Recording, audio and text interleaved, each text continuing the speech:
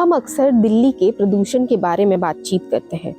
वायु प्रदूषण सिर्फ दिल्ली की समस्या नहीं है, ये एक राष्ट्र मुद्दा बन चुका है।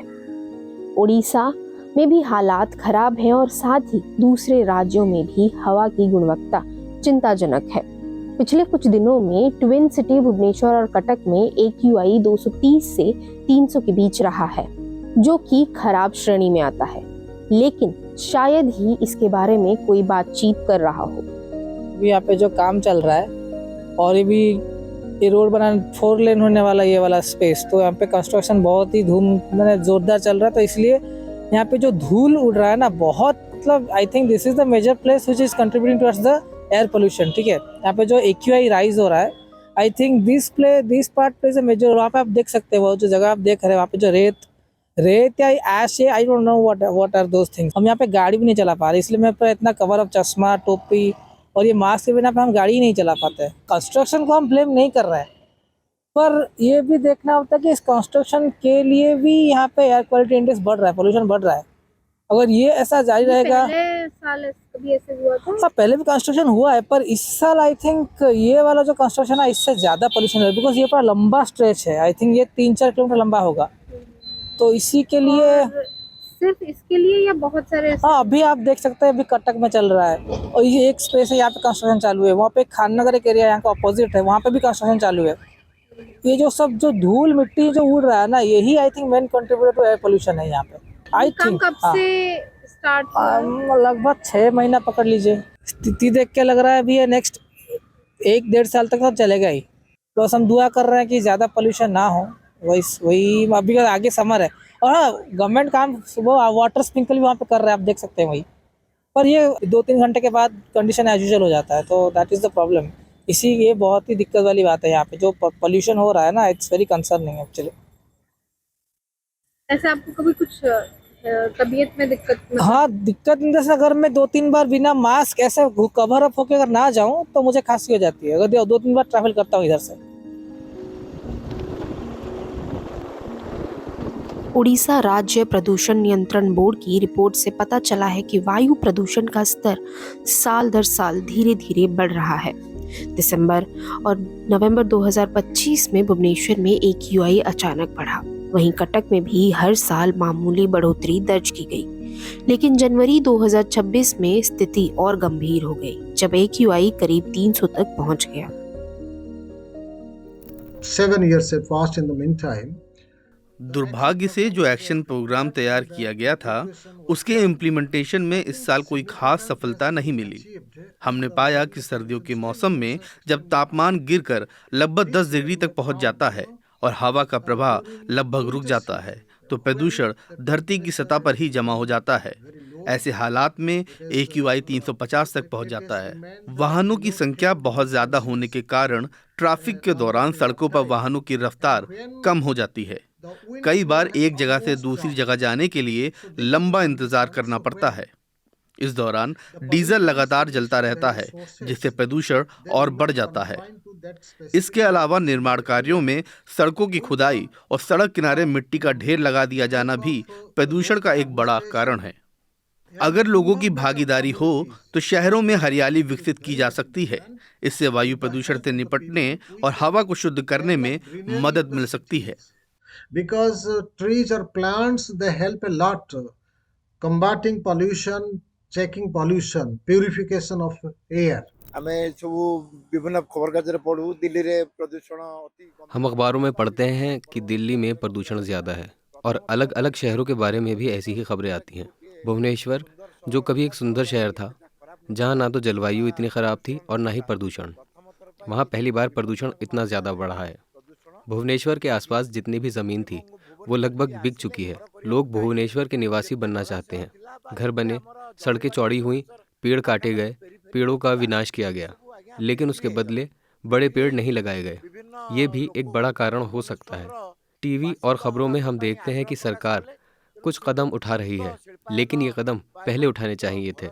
इसे नीचे कैसे लाया जाएगा, यही हमारी गुहार है। ପ୍ରଦୂଷଣର ମାନ କେମିତି ପୁଣି ତଳକୁ ଖସିବ ତାହା ହିଁ ଆମର କାମନା। एक रिपोर्ट के अनुसार भुवनेश्वर के आसपास स्थित खुर्दा औद्योगिक क्षेत्र, Mancheswar industrial state, Rasulgarh industrial state, Chandaka industrial state और चंदका जटनी इंडस्ट्रियल स्टेट वायु प्रदूषण में योगदान दे रहे हैं। हमारे पास मौजूद एक शोध पत्र की रिपोर्ट बताती है कि समय के साथ वायु प्रदूषण लगातार बढ़ता जा रहा है। रिपोर्ट के अनुसार शहर के अंदरूनी इलाके ज़्यादा प्रदूषित पाए गए हैं। इसका मुख्य कारण औद्योगिकरण, भारी यातायात और लगातार चल रहा निर्माण कार्य है। वहीं शहर से बाहर स्थित औद्योगिक क्षेत्र कम प्रदूषित हैं। भुवनेश्वर में वायु प्रदूषण का एक बड़ा कारण चलने वाले वाहनों से निकलने वाला धुआं है। शहर में वाहनों की संख्या तेजी से बढ़ने के कारण पार्टिकुलेट मैटर, नाइट्रोजन ऑक्साइड और वोलाटाइल ऑर्गेनिक कंपाउंड जैसे प्रदूषक बढ़ गए हैं। पीक आवर के दौरान भारी ट्रैफिक की वजह से स्थिति और भी गंभीर हो जाती है। यह जगह राज्य प्रदूषण नियंत्रण बोर्ड के कार्यालय के ठीक सामने है और बोर्ड काम नहीं करता हुआ दिख रहा है। अभी जो वक्त है, हमको अभी एग्जिस्टिंग जो हमारा पॉल्यूटेंट्स सोर्स है उसको पहले बचाना चाहिए, ना कि हमको ऐसा करना चाहिए कि हम नया कुछ तरीका ढूंढें, उसका ऊपर काम करें। वो सब छोड़ के हमको existing policies, existing hotspot, biodiversity hotspot, ये सबको सुरक्षा देना चाहिए। ये एक छोटा प्रोसेस नहीं है कि हम उसको मतलब थोड़े ही दिन में, 15 दिन में, 20 दिन में या 3 महीने में इसको हम रोक सकें। तो ये पूरा जो प्रोसेस है, हम एक लॉन्ग टर्म प्रोसेस है और हमको इसका ऊपर काम करना चाहिए। और सरकार टायर 2 सिटी जैसा भुवनेश्वर में आगे दिन हम सब लोगों को मास्क पहन के घूमना पड़ेगा। वो WHO स्टैंडर्ड तो हम आज भी 3-4 टाइम्स आगे हैं हम लोग। हमारा PM10 level, PM 2.5 level, IQ level का आप देखिए, हम कितना टाइम्स WHO स्टैंडर्ड के ऊपर है। तो ये छोटा मोटा इश्यूज़ को हमको बंद करना चाहिए, मतलब उसका ऊपर रोक लगाना चाहिए। सरकार का पॉलिसी उसका ऊपर स्ट्रॉन्ग होना चाहिए और हमारा अकाउंटेबिलिटी भी होना चाहिए। राज्य प्रदूषण नियंत्रण बोर्ड की एक सूचना में कहा गया है कि 2 पहिया वाहन चालकों, धूल के संपर्क में रहने वाले लोगों, बच्चों और सांस रोग से पीड़ित बुजुर्गों के लिए मास्क पहनना अनिवार्य होना चाहिए। इसी रिपोर्ट में यह भी बताया गया है कि 19 नवंबर 2025 से 18 दिसंबर 2025 के बीच 8 बार AQI 300 के पार गया है, जो बहुत खराब श्रेणी में आता है। रिपोर्ट में भुवनेश्वर शहर के AQI प्रभावित क्षेत्रों को भी बॉक्स के रूप में दर्शाया गया है, जहां प्रदूषण का स्तर अधिक पाया गया।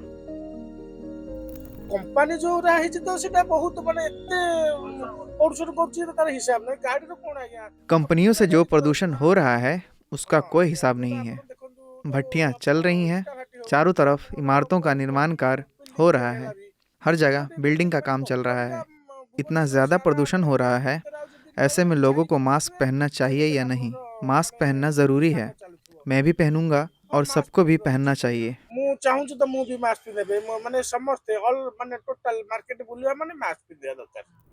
इस विषय में हमने OSPCB यानी Orissa state pollution control board से बात की और उनका कहना था कि उन्होंने एक एक्शन प्लान तैयार किया है और जो जिम्मेदार डिपार्टमेंट्स हैं उन्हें बताया गया है नोटिस के जरिए। लेकिन ये देखना ज़रूरी है कि ये सरकारी इंतज़ाम कितना कारागार साबित होता है। और दूसरी तरफ लोगों के बीच जागरूकता लाना और एक बड़ी चुनौती है। जब हम फील्ड में गए तो हमें ये पता चला कि लोग इस विषय को इतना गंभीर नहीं समझ रहे हैं और लोग मास्क भी नहीं पहन रहे थे, जबकि AQI 200 के ऊपर रह रहा है। मैं आकांक्षा राव, न्यूज़ लॉन्ड्री के लिए।